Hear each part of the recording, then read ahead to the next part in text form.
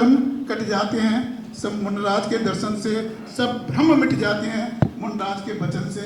इसी शब्दों के साथ मुनि श्री प्रसन्न महाराज के चरणों में मैं निवेदन करूँगा, अपने वाणी के माध्यम से हमें कृतार्थ करें और हमें ज्ञान की गंगा में डुबकी लगाने का मौका। पार्श्वनाथ भगवान की, देवादिदेव खज्जर ममानाथ धर्मचक्र प्रदक्षी धर्मनाथ भगवान की, परम आचार्य भगवत गुरुदेव श्री वसुनंद जी मुनिराज की, परम मुनि श्री शिवानंद जी महाराज की, चक्र महामंडल विधान की महाराज की। धर्मश्री प्रातःकालीन बेला में यहाँ भव्य मंगल प्रवेश के अवसर पर उपस्थित आप सभी मान भाव अनेक जन्मों का पुण्य एकत्रित करके किसी बड़े धार्मिक अनुष्ठान को किया जाता है। व्यक्ति सोचता है कि पैसे के माध्यम से हम अनुष्ठान को संपादित करा देंगे, लेकिन पैसे के माध्यम से अनुष्ठान संपादित होते तो जैन मंदिरों में प्रतिदिन बड़े बड़े कल्पद्रुम जैसे विधान हुआ करते हैं, लेकिन अनुष्ठान कभी पैसों के माध्यम से संपादित नहीं होती। पैसा आवश्यकता है, लेकिन इतनी आवश्यकता नहीं है कि वह अनुष्ठानों को रोक सके। जिस भक्त का पुण्य होता है वो भक्त के अंतरंग में स्वयं उत्साह का संचार होता है, और जैसा छोटा बच्चा है एबीसीडी सीख ले तो उछल उछल के कहता है ABCDFG, ये ABCDFG। ऐसे ही जिनके मन में उत्साह होता है वो कहता है ये कार्यक्रम मैं ही कराऊंगा और मैं अपनी पूरी जिम्मेदारी पर करूंगा। और जिसके मन में उत्साह नहीं होता तो ये सोचता है अरे इसने कैसे करा लिया, मैं करा नहीं पाऊंगा और इसे कराने नहीं दूंगा। कुछ ऐसे व्यक्ति भी यहां हैं, हिंदुस्तान में ऐसे व्यक्ति भी हैं कि मैं करूंगा नहीं और दूसरों को कराने नहीं दूंगा। ये मान के चलना साक्षात नरक का द्वार वो अपने हाथों से अपने लिए खोल रहे हैं। साक्षात नरक का द्वार। परिणाम बड़े अनुष्ठानों में जो होते हैं वो पुण्य का परिणाम भी तात्कालिक मिलता है, जैसा मैना सुंदरी को मिला था इथर गंधोदक छिड़का, उधर कुष्टियों का कुष्ठ दूर हो गया। ऐसे ही जो बड़े कार्यक्रम में विघ्न डालते हैं तो उनके भी पाप का उदय तत्काल आता है।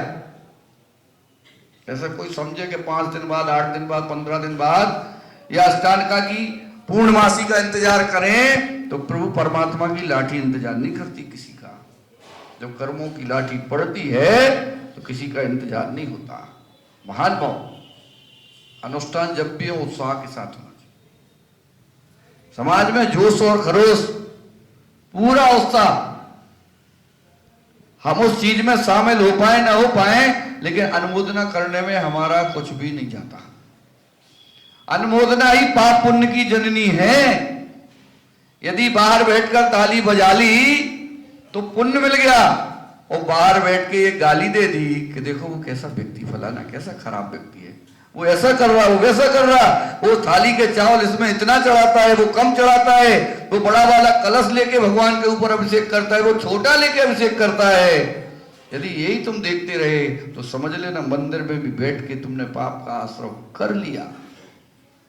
यहां दूसरों को देखने के लिए नहीं आया जाता, मंदिर में केवल अपने आप को और प्रभु परमात्मा को देखने के लिए आया जाता है। जो व्यक्ति दूसरों को देखने के लिए मंदिर आते हैं, समझ लेना कि उनने पाप का उदय अपने जीवन में उनके आ गया है। कोई दूसरी जगह परीक्षा करने की आवश्यकता नहीं होती। आयु का क्षीण निरंतर हो रहा है। जब भी पुण्य कार्य करने का अवसर प्राप्त हो पुण्य कार्य कर लेना चाहिए, क्योंकि पाप की वर्णनाएं संसार में जैसी मंदिर के बाहर हुए, पाप की वर्णनाएं भरी पड़ी हैं, तुम्हें चारों तरफ से जकड़ लेती हैं। चाहे परिवार में, घर में चले जाओ तो घर में भी पुण्य की क्रिया कर नहीं पाते, घर में भी पाप की क्रियाएं होती हैं। पंचसूना से बचा नहीं जा सकता, पाप होते ही होते हैं। कुछ पाप मजबूरी में होते हैं, कुछ पाप तुम लोग मजबूती से कर देते हो। जो मजबूती से पाप करते हो वो पाप निर्जीर्ण बड़ी मुश्किल में होते हैं, लेकिन जो मजबूरी में पाप हो जाते हैं उन पापों का प्रायश्चित करके आप लोग संसार सागर से पार होने की प्रक्रिया को अपना सकते हो। सोचना यह कि तुमसे पाप मजबूरी में हो रहा कि तुम जानबूझ के पाप कर रहे हो। सोचना, विचार करना। मात्र अपनी प्रतिष्ठा के लिए पाप हो रहे हैं, पद पाने के लिए पाप हो रहे हैं। पाप किए किस लिए जाते? पुण्य के लिए व्यक्ति 10 बार सोचता है, पाप करने के लिए एक बार भी नहीं सोचता। कर दो, जो होगा सो देखा जाएगा। पाप के लिए कहते हैं जो होगा सो देखा जाएगा, पुण्य के लिए नहीं कहता चलो भगवान का अभिषेक सुबह से करेंगे, जो होगा सो देखा जाएगा। यहां तो पहला कहते भगवान आज अभिषेक करने आया हूं, फलाने व्यक्ति से इतने पैसे लेने हैं, आज मिल जाए तो आनंद आ जाए। भगवान के ऊपर एक कलश डाल नहीं पाया कि डिमांड पहले शुरू हो गई।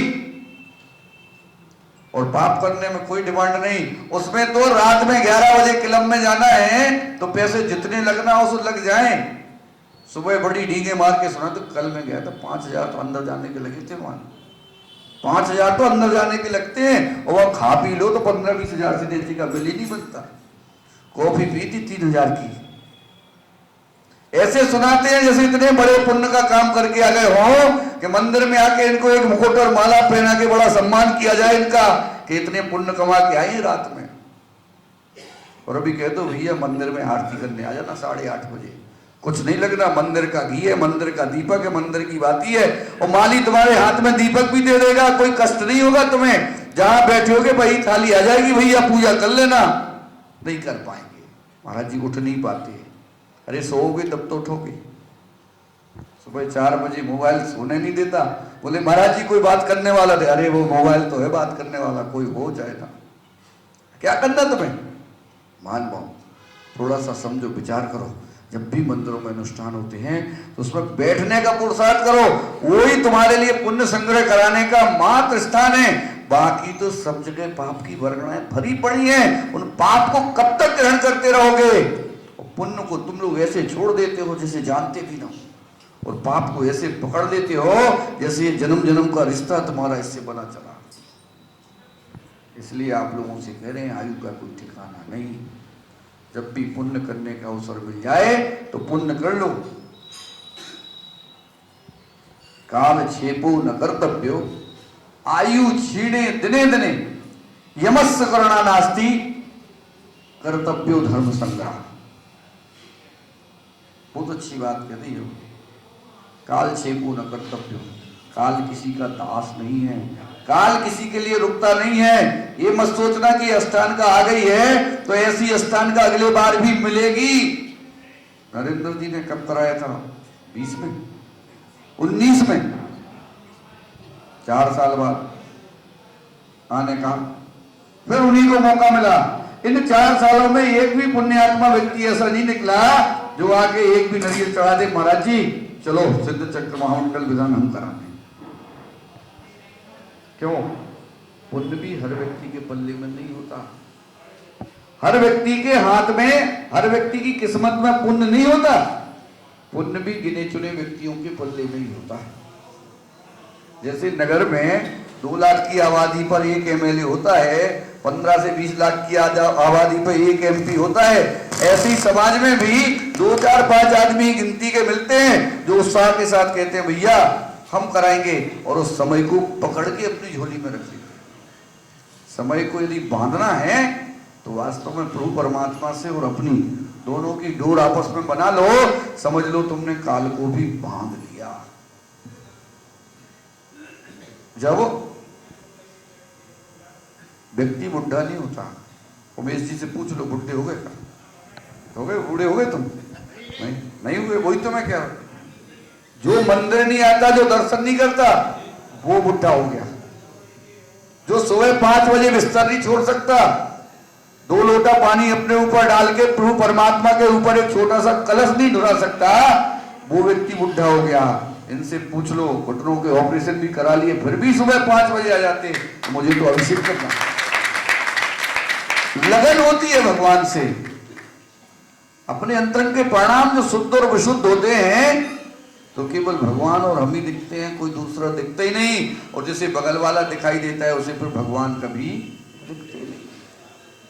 इसीलिए कह रहे काल क्षेपो न कर्तव्यो, समय किसी का दास नहीं है। और इस समय कि जिसने रास्ता को स्वीकार कर लिया, जो समय के साथ चल दिया, समझ लो समय उसकी मुट्ठी में आ गया।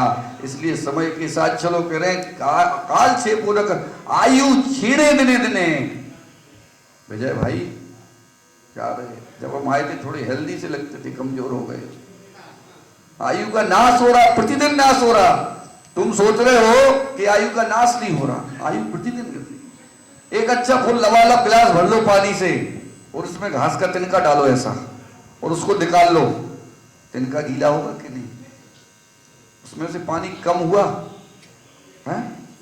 आप लोग कहोगे नहीं हुआ, लेकिन देखने में नहीं आया। उसमें से पानी तो कम हुआ है, तब तो तिनका गीला हुआ, नहीं तो तिनका गीला नहीं होता यदि पानी कम नहीं होता। ऐसे ही आयु का क्षीण भी हो रहा। श्वास ले रहे हो और श्वास छोड़ रहे हो, दोनों काम कर रहे हो, इतने में ही आयु की क्षीणता को प्राप्त होती चली जा रही, फिर भी नहीं समझ पा रहे। महाराज जी जो कुछ है घर में ही है। अरे घर में होता तो 24 तीर्थंकर क्यों घर छोड़ देते? लेकिन विजय जी कह रहे हैं महाराज क्या आनंद है घर में, लक्ष्मी जी की गरम गरम रोटी मिल रही है, इससे ज्यादा क्या मिलेगा? बैठे रहो भैया, नहीं मानो, अभी भी मौका है। आयु का नाश दिन प्रतिदिन होता चला जा रहा है। इसलिए कह रहे हैं आयु क्षीणे दिने दिने। जब तक आयु का पूर्णता के साथ क्षीण हो जाए, आयु कर्म समाप्त हो जाए, उसके पहले संसार से पार जाने की प्रक्रिया को अपना लो। तीसरी बात कह रहे यमस्व करुणा नास्ति।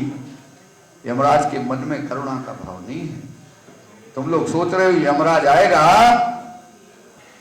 तुम्हें ले जाएगा, हम एक दो बार कहेंगे रुक जाओ अभी दुकान बंद कर लें, अभी बेटे की वसीयत नहीं बनाई उसे दे दें, कुछ भी काम के लिए बोलते रहना। उस यमराज के मन में करुणा का भाव नहीं है। यमराज कहिए तो भैंस और सींग वाला नहीं, यमराज कहिए तो आयु रूपी यमराज। जब आयु रूपी यमराज प्रतिदिन क्षीणता को प्राप्त होता चला जाता है, फिर कुछ मिलने वाला नहीं है। कितने ही रोक लो। निर्गंत दिगंबर संत होते हैं, यमराज के लिए चैलेंज कर देते हैं कि जब तुझे आना हो सो आ जाना। क्योंकि जब हमने घर छोड़ा है तो हमने जीने की प्रक्रिया के लिए घर नहीं छोड़ा कि हमें जीना कैसा है, हमने तो मरण को सीखने के लिए घर छोड़ा है कि मरना कैसा है। जिसने मरने के लिए घर छोड़ा है, जिसे मरने की प्रक्रिया को सीखना है, जिसे उत्तम समाधि वर्ण को प्राप्त होना है, वो यमराज का भय नहीं खाता। यमराज उससे भय खाता है भैया बगल से निकल जाओ, जो तो खतरनाक है, इन्हें उठाना तो बेकार है। जब तक इनका आयु कर्म पूर्ण नहीं होता तब तक इन्हें हाथ नहीं लगा सकते, और जब आयु कर्म पूर्ण हो जाता है तो फिर कोई रोक नहीं सकता। इसलिए महान भाव कह रहे हैं यमराज के मन में करुणा का भाव नहीं है। जहां पर तुम्हें जाना है तुम्हारी नीति वहां लेके चली जाती। एक महात्मा जी मेमना को खिला रहे थे, बड़े मुस्कुरा रहे थे। उस मेमना को खिलाते खिलाते काली सी परछाई वहां से निकली। महात्मा बोले कौन? बोले मैं यमराज। यमराज ठीक है, देख दिए, एक दूसरे की नजर मिली, मुस्कुरा दिए और चल दिए। उन्होंने कहा क्या हुआ? बोले कल इस मेमना की मृत्यु है, 24 घंटे के अंदर ही मर जाएगा। महात्मा जी को कुछ रिद्धि सी थी, 7 समुद्र पार उस मेमना को ले गए और जाकर के एक गुफा में छोड़ दिया और जाके पत्थर से उस गुफा को ढक दिया। सुबह सुबह बड़े मुस्कुराते हुए बैठे थे, वो परछाई फिर से निकली। अब महात्मा जी मुस्कुराए, बोले क्या हुआ? वो मेमना तो मरा ही नहीं। बोले मैं भी यही दिमाग लगा रहा था कि उस मेमना की मृत्यु 7 समुद्र पार एक गुफा है उसमें होनी है, उसमें बड़ा भारी अजगर बैठा है, वो अजगर उससे निकलेगा, उस मेमने की मृत्यु हो जाएगी। मैं सोच रहा था उसे लेके कैसे जाऊं, तुमने मेरे लिए और काम सरल कर दिया, तुमने उस मेमने को वहां छोड़ दिया। महान भाव ऐसे ही निरंतर हमारे बीच में कुछ चल रहा। आयु निरंतर घट रही है, फिर भी हम सोचते चले जा रहे हैं जहां पहुंचना है वहीं पहुंचना है। लेकिन आजकल तो अस्पताल ही जन्म का घर हो गया और अस्पताल ही मरण का घर हो गया।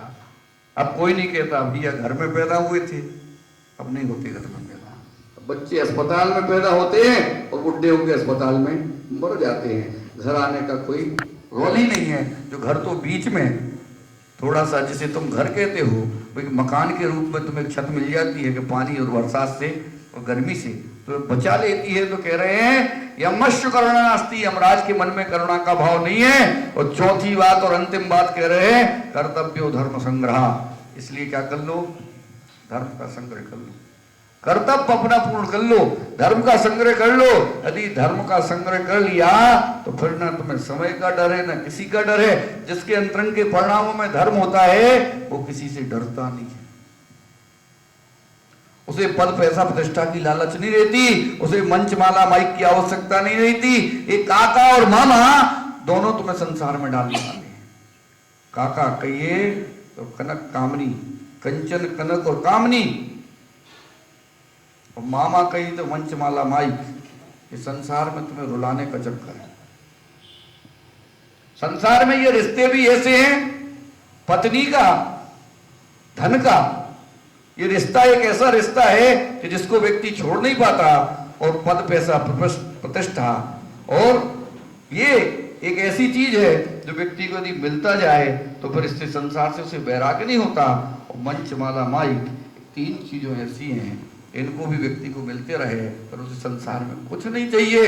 उसकी सारी संपत्ति ले जाओ, कितनी बड़ी बोली बुलवा दो, लेकिन भैया कम से कम तिलक तो लगा देना। तिलक नहीं लगा तो पैसे नहीं मिलेंगे। देखो सीधी बात है। अभी सुन लो, समाज ने सम्मान नहीं किया, मैंने 5 लाख की बोली ली, उनने माला नहीं पहनाई इसलिए पैसे नहीं देंगे। भैया 5 लाख दे रहे हो तो हाँ लोग सुखमाल जी अभी तुम्हें बड़ी वाली माला मंगवाए गुलाब की, कोई ला रहा नहीं, कोई दिक्कत नहीं। लेकिन महान भाव अपने परिणामों को देखो कि तुमने सम्मान के लिए पैसा दिया, प्रतिष्ठा के लिए दिया है कि प्रभु परमात्मा के चरणों में तुमने एक अर्घ समर्पित किया है। सोच तो लो, जो आप लोग चावल चढ़ाते हो वो भी दान है, और जो आप लोग भर भर के लक्ष्मी लुटाते हो वो भी दान है।